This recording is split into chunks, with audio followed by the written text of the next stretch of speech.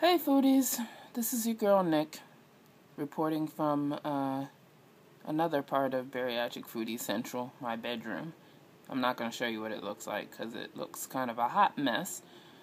I just wanted to make a little video. I felt inspired to make a little video.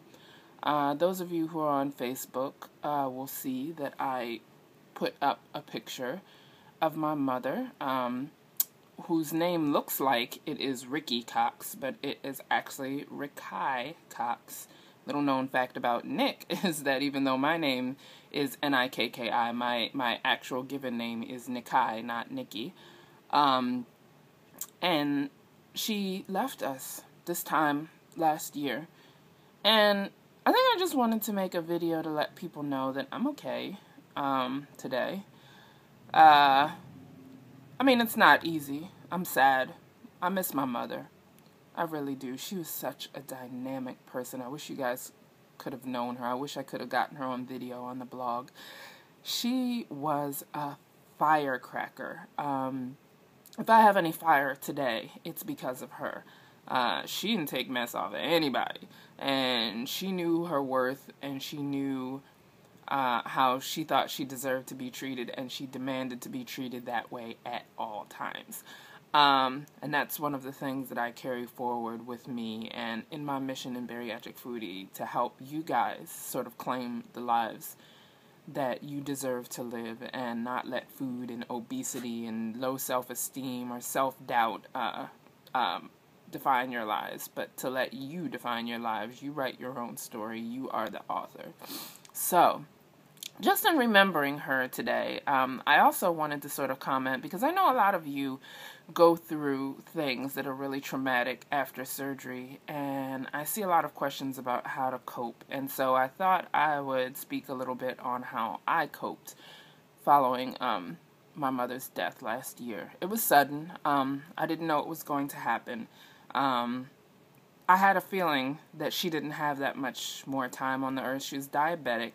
And in her stubbornness and her insistence on living her life her way, she did not conform to the lifestyle of a diabetic. She didn't stop eating sugar. I think she actually ate more sugar. She didn't, adopt, healthy lifestyle habits. And so over the years, she deteriorated pretty quickly. While we don't know 100% why she was taken from us on March 29, 2012. Her death was labeled complications due to diabetes, unfortunately, because she was found in her home and it was determined to be of natural causes. There was no autopsy, so I won't ever know exactly why my mom left me. And that was hard. That was really, really hard. I wanted a reason. I wanted something to blame. I wanted to say for sure it was the diabetes, or it was a heart attack, or it was whatever it was. And I didn't have that. And so at first I sort of threw myself into my children and my job. I'm very proud to say that there weren't any eating binges. Those of you who have followed the blog for a while know that I am a food addict. And I don't say food addict facetiously. I mean an Overeaters Anonymous meeting attending, compulsive eating food addict, which kind of seems funny because I run a food blog, but the blog is one of the ways I manage my addiction. And I'm very proud to say that I didn't do that. Actually, my grief sort of drove my appetite out of me. My youngest daughter, who is like sort of the little nursemaid of the family, was sort of took it upon herself to make sure that I ate and took my vitamins and had, proper fluids and all that good stuff. And everything was okay. We buried her on April 5th. I was very, very sad. Those of you who are around know that. I was very sad and I was very lost, but, I was kind of coping. But then something really significant happened. Something that had the potential of knocking me off of any course that I was on to being in a healthier place. Every summer, my girls go away to their fathers. Their father and I aren't together anymore, and we share custody of them, and they went away for the entire summer. And so all of a sudden, my distraction was gone. I was all by myself. This was before I got my wonderful Basset Hound, Benji. I think he was just born at the time, actually. And so I was in this house all by myself with my thoughts and my grief and all that good stuff. I remember one day it just got to be too much, so I decided to leave the house, and I went to a nearby water reservoir that's near my house. We actually call it a lake. It's called Lake Montebello, and it has a 1.3-mile walking loop around it. And so I decided to walk. I said, that'll be good. It'll give me a chance to sort out my thoughts. And walking actually does help me sort out my thoughts a lot. And one day I was walking, I was really mad. I think I'd hit the anger portion of the grief process. I was just really mad. I was mad at her for not taking care of herself. I was mad at me for not insisting that she take care of herself. I was mad at the world. I was mad at everybody who posted things on Facebook about their mothers because I didn't have my mother anymore.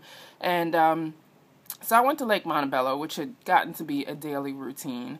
And I was so mad that I said, you know what, I'm going to try and jog.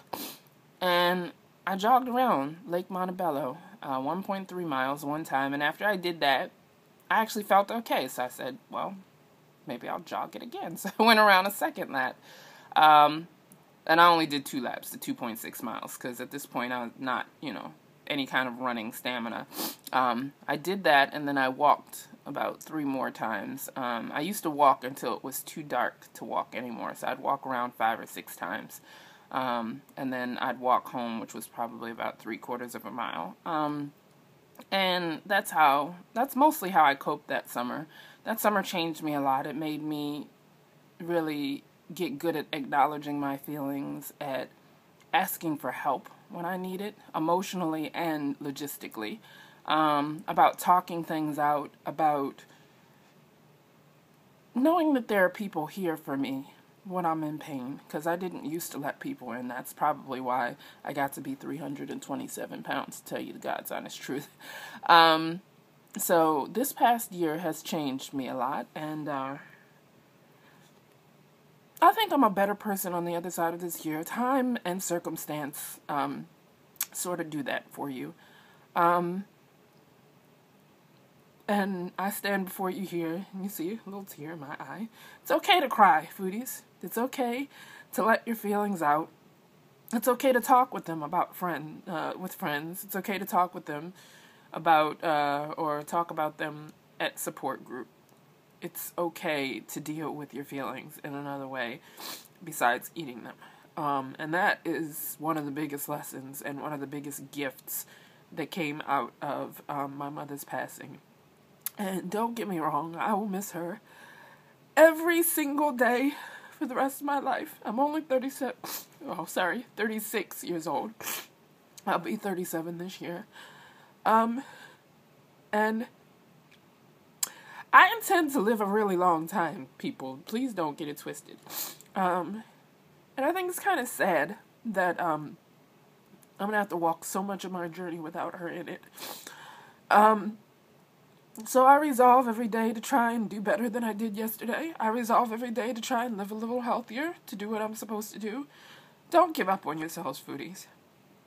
Never, ever, ever give up on yourselves. Even if it feels like you've totally gone off track and you don't know how to get back and you want to say hell with it all, don't give up on yourselves. There's somebody in your life who feels about you the way I feel about my mother and doesn't want to lose you.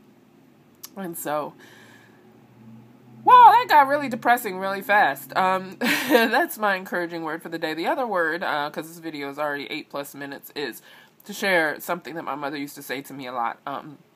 She used to say, when she would, usually in coinciding with buying me something way too extravagant where I felt like she should be putting money in her retirement account instead of buying me something, she would look me in the eye and she'd say, "Nikki, I want to smell my roses while I'm still alive." And I never really understood or embraced that saying until after she was gone. And I was sitting in her funeral and I was looking at all these flowers. There's flowers on her coffin, flowers behind her coffin, flowers everywhere. And her in the middle of it all, and she can't smell those roses. She's gone from us. Those roses were for us, not for her. And in that moment, I felt such a sense of gratitude, as frustrated as I was with her buying stuff all the time. and thinking that maybe she didn't have the best money management skills in the world. I was so, so grateful for the fact that she felt that way, because I knew that she enjoyed her life. She never spared an opportunity to tell me that she loved me.